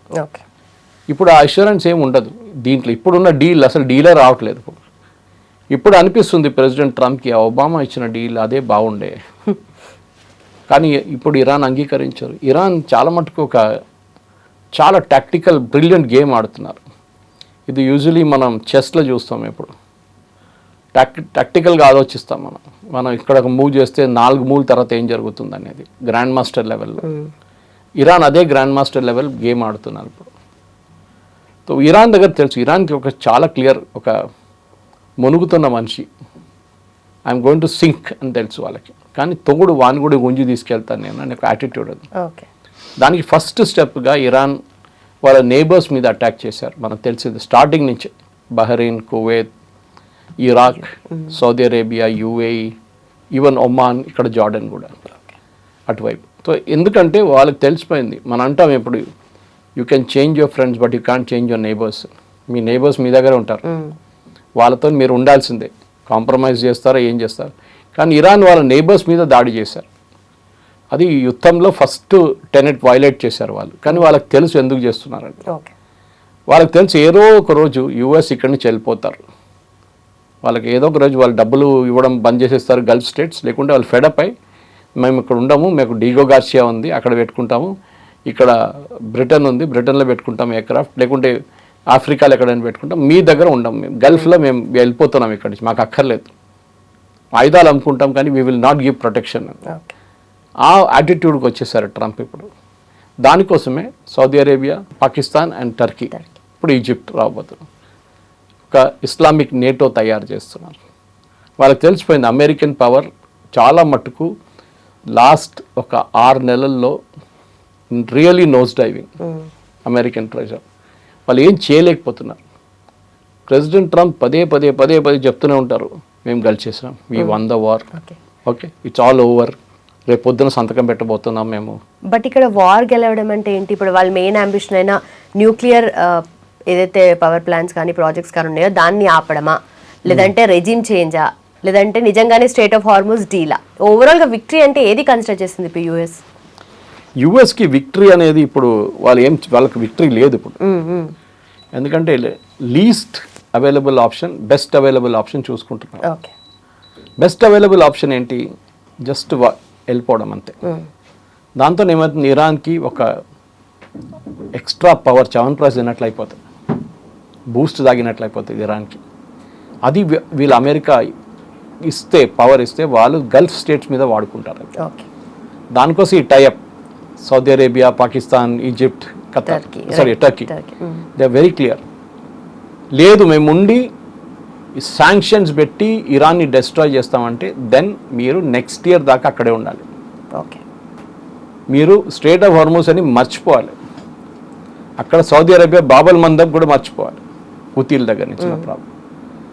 ఒక స్టేల్మేట్ అయి ఆయిల్ ఎప్పుడు 80-88 ఆ రేంజ్లోనే ఉంటుంది. మీరు అది రెడీగా ఉన్నారంటే యూ కెన్ కంటిన్యూ. ప్రెసిడెంట్ ట్రంప్కి ఏంటి, ఈ మిడ్ టర్మ్ పోల్స్ అయిన తర్వాత ఆయన ఏమైనా చేయడానికి రెడీగా ఉన్నారు, దానికన్నా ముందు భయపడుతున్నారు. కానీ ఇప్పుడు ఆయన తెలిసిపోయింది that we cannot do anything. అంటే మొన్న కూడా మీరు చూసుంటారు, ఇవాళ పొద్దున వాషింగ్టన్ పోస్ట్ ఒక రిపోర్ట్ వచ్చింది, ప్రెసిడెంట్ ట్రంప్ ఎయిర్క్రాఫ్ట్ చేంజ్ చేశారండి టర్కీలో నేటో సమ్మిట్కి వెళ్ళినప్పుడు. ఎందుకు చేశారు? That's very clear that there was a threat from Iran. ఆ థ్రెట్ ఫస్ట్ ఇజ్రాయెల్ డిటెక్ట్ చేశారు. ఇజ్రాయెల్ ఇంటెలిజెన్స్ అది అమెరికాకి ఇచ్చారు. అమెరికా దాన్ని డబుల్ చెక్ చేసి కన్ఫర్మ్ చేసి టర్కీ నుంచి ఫ్లై చేస్తున్నప్పుడు, అంకారా నుంచి ఫ్లై చేస్తున్నప్పుడు హీ డింట్ యూజ్ ఈ ఖత్తర్ వాళ్ళు ఇచ్చిన ఒక కొత్త ఎయిర్క్రాఫ్ట్ ఉంది 747, అది వాడలేదు. అది ఇంకా security wise it still not complete air force 1. So పాత ఎయిర్ ఫోర్స్ 1లో ఆయన ట్రంప్ ఎక్కారు. ఓకే. కానీ ఇప్పుడు న్యూస్ వస్తుందండి, అంటే ఇక్కడి నుంచి ఎక్కి బ్యాక్ ఎంట్రన్స్ నుంచి బ్యాక్ ఎగ్జిట్ నుంచి వచ్చి ఒక కేటరింగ్ ట్రక్ ఉంటుంది, మనం చూస్తుంటాం ఎయిర్క్రాఫ్ట్ ఎక్కే ముందు వీళ్ళు అటు సైడ్ నుంచి మన ప్యాసింజర్ సైడ్ నుంచి ఎక్కుతున్నారు, అదర్ సైడ్ నుంచి వీళ్ళు ఫుడ్ లోడ్ చేస్తూనే ఉంటారు. ఈ ప్రెసిడెంట్ ట్రంప్ కేసులో అది బ్యాక్ సైడ్కి తీసుకెళ్ళారు, రేర్ సైడ్కి తీసుకెళ్ళి అక్కడ ఆయన దాంట్లో ఎక్కించి ఆయన కింద దింపి పక్కన ఒక మిలిటరీ ఎయిర్క్రాఫ్ట్ ఉంటే చిన్న దాంట్లో ఎక్కించేసుకున్నారు. ఓకే. ఆ స్టోరీ ఇప్పుడు బయటకు వచ్చింది and today they have not denied it. So brilliant reporting. I think మన దగ్గర ఉన్న న్యూస్ పేపర్స్ నేర్చుకోవాల్సింది వీళ్ళ దగ్గర నుంచి. ఇన్వెస్టిగేటివ్ రిపోర్ట్ అంటే గవర్నమెంట్ కూడా దాన్ని తప్పు అని చెప్పట్లేదు, అంత బాగా చేశారు. And the gentleman who did the reporting వాళ్ళ పొద్దున he was on CNN. And అదే అంటారు, నాకు ఇన్ఫర్మేషన్ ఫస్ట్ వచ్చిన నేను కూడా నాకు డౌట్ వచ్చింది, ఇంత పెద్ద స్కూప్ నాకు ఎట్లా వచ్చింది. తర్వాత అది మొత్తం కనెక్ట్ ద డాట్స్ చెక్ చేసుకుంటే పోతే కరెక్ట్ స్టోరీ వచ్చింది. సో ప్రెసిడెంట్ ట్రంప్ కూడా తెలిసిపోయింది ఏంటంటే ఇరాన్ ఆయన వెంటబడి ఉన్నారు. ఆయన ఇవాళ ప్రెసిడెంట్గా ఉంటారు, ఆయనకు సీక్రెట్ సర్వీస్ ప్రొటెక్షన్ ఉంటుంది. ఆయన ఆఫీస్ డెమిట్ చేసిన తర్వాత ఇంకా 2 సంవత్సరాల తర్వాత అప్పుడు కూడా ఆయనకు ప్రొటెక్షన్ ఉంటుంది. ఆల్ US ప్రెసిడెంట్స్కి ప్రొటెక్షన్ ఉంటుంది, వాళ్ళ ఫ్యామిలీ కూడా ఉంటుంది. కానీ స్కేల్ తగ్గిపోతుంది. ఏదో ఒక రోజు నన్ను కొడతారు వీళ్ళు అని చెప్పి ఇరాన్ నా మీద పగ తీర్చుకుంటారు అని చెప్పి. అట్ ద సేమ్ టైం ఈ అగ్రెషన్, ఇరానియన్ అగ్రెషన్ మీరు నెటన్యాహు వ్యతిరేకంగా కనిపించలేదు మీకు. రైట్. 2 నెలల నుంచి ఇరాన్ ఒక్క మిసైల్ కూడా ఇజ్రాయెల్ మీద కొట్టలేదు కూడా ఇప్పుడు. ఎందుకు? వాళ్ళకి తెలుసు ఇజ్రాయెల్ని ఇన్వాల్వ్ చేస్తే అది ఇంకో గేమ్ అయిపోతుంది. నెటన్యాహు మీద వాళ్ళు కూడా ధమ్కి ఇచ్చారు, ఇరాన్ నెటన్యాహును కూడా మేము లైన్లో ఉన్నారు, కానీ నెటన్యాహును ముట్టలేరు వాళ్ళు. అంత ఇజ్రాయలీ సీక్రెట్ సర్వీస్ అంటే దే ఆర్ ద బెస్ట్ అన్నమాట. ఇప్పుడున్న పరిస్థితుల్లో ప్రెసిడెంట్ ట్రంప్ ఉన్న 2-3 ఆప్షన్స్లో ఒకటి, as I describe before, strait of హార్మోస్ని క్లోజ్గా ఉంచుకొని ఇరాన్ మీద శాంక్షన్స్ పెట్టడం. కొత్త శాంక్షన్స్ ఏం పెడతారు? అదొక పెద్ద క్వశ్చన్. ఏంటి కొత్త శాంక్షన్? ఆల్రెడీ అన్ని శాంక్షన్స్ ఉన్నాయి వాళ్ళ మీద. బ్యాంకింగ్ ట్రాన్సాక్షన్ చేయలేరు, ఆయిల్ అమ్మలేరు, ఓకే, సరుకులు తెచ్చుకోలేరు. వాళ్ళ బయట బ్యాంక్లో ఉన్న డబ్బుల్ని ఇప్పుడు కూడా ఫ్రీజ్ చేసి పెట్టారు, ఆల్మోస్ట్ $200 బిలియన్. ఇది ఏం చేయలేకపోతే ఇరాన్ ఏం చేస్తారు మళ్ళీ?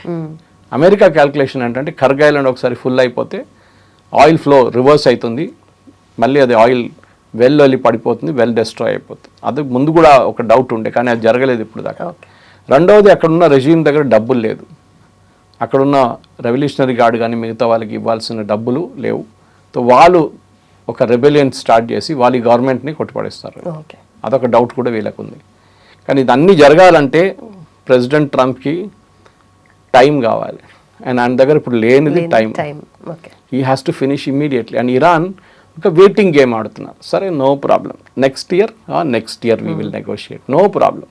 వాళ్ళకి టైం అంతా ఉంది వాళ్ళ దగ్గర లేనిది డబ్బులు.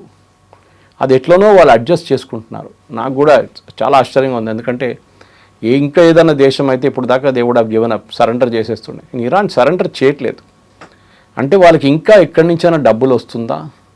బహుశా ఉండొచ్చు, కానీ ఆ డబ్బులు ఖర్చు పెట్టడానికి, ఏమైనా తెచ్చుకోవడానికి వాళ్ళ దగ్గర రూట్ లేదు. ఉన్నది ఇదే రూట్, ఓకే, అది బందర్ అబ్బాస్కి వస్తుంది, వాళ్ళు అన్నిటికంటే పెద్ద పోర్ట్. దాన్ని బాంబ్ చేశారు US కంప్లీట్గా, కానీ ఒక షిప్ కూడా లోపలికి రావట్లేదు. వాళ్ళకి కావాల్సిన బియ్యం ఎక్కడి నుంచి వస్తుంది, గోధుమలు ఎక్కడి నుంచి వస్తుంది, వెజిటబుల్స్ ఎక్కడి నుంచి వస్తుంది, నాన్ వెజ్ ఎక్కడి నుంచి వస్తుంది, గాడ్ నోస్. ఒకటే ల్యాండ్ రూట్ తజికిస్తాన్ నుంచి ఉంది, పాకిస్తాన్ నుంచి ఉంది.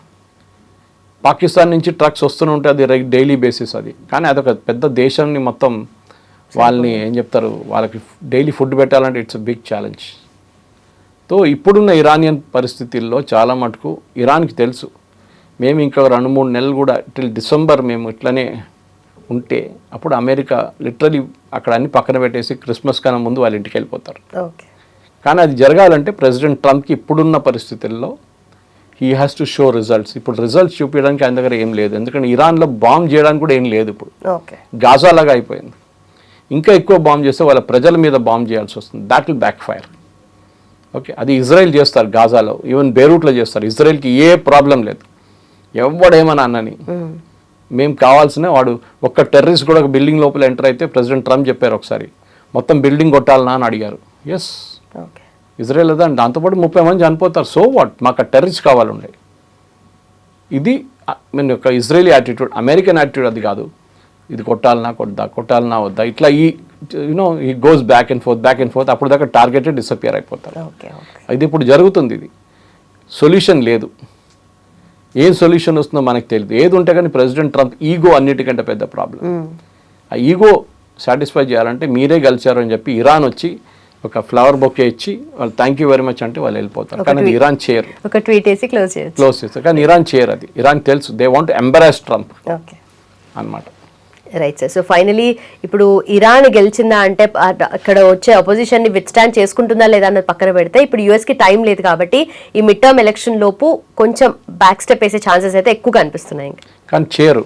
ఈగో ప్రాబ్లం అయిపోతుంది. ఎందుకంటే అక్కడ డెమోక్రాట్ వాళ్ళు అంటారు ప్రెసిడెంట్ ఒబామాని తిట్టారు, ఎస్ఓబి అని పిలిచారు, అది చేశారు. So what? ఇప్పుడు మీరు చేసే ఏ డీల్ అయినా కానీ యురేనియం లేదు, ఏం లేదు, మళ్ళీ మీరు యుద్ధానికి ఎందుకు వెళ్ళారు? Why did you get into the war? ఆ క్వశ్చన్ అడుగుతున్నారు అందరూ అన్నమాట. Right sir. ఆ పరిస్థితిలో ఉన్నారు ఇప్పుడు.